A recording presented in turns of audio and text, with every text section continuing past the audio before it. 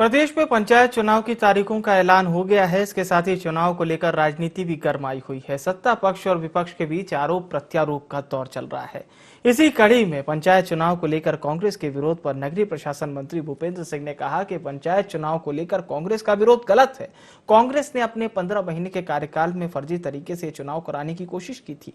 उन्होंने कहा कि भाजपा सरकार ने जनता की आवश्यकता के अनुरूप और निष्पक्ष तरीके से चुनाव कराने के लिए राज्य निर्वाचन आयोग को प्रस्ताव दिया था।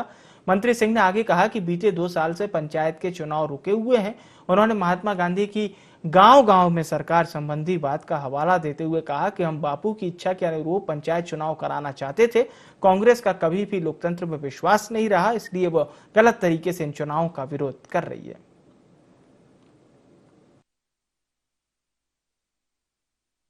देखिए, कांग्रेस का कभी लोकतंत्र में विश्वास नहीं रहा और जब मध्य प्रदेश में पिछले 1.25 वर्ष कांग्रेस की सरकार थी, उस समय वो फर्जी तरीके से पंचायत के चुनाव कराना चाहते थे।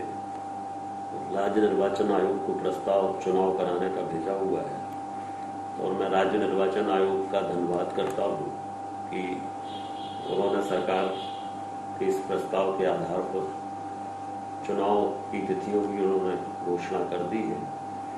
और चूंकि पिछले 2 वर्ष से पंचायत के चुनाव नहीं हो पाए और इसलिए जैसा महात्मा गांधी जी कहते थे, तो गांव-गांव में उनकी अपनी सरकार हो, अपनी पंचायत हो,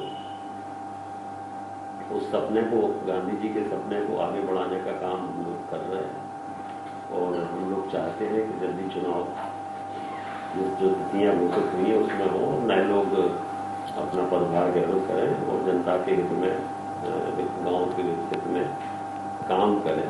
और इसलिए राज्य निर्वाचन आयोग ने जो चुनाव का फैसला लिया है, हम उनका स्वागत करते हैं और कांग्रेस जो विरोध कर रही है वो गलत है।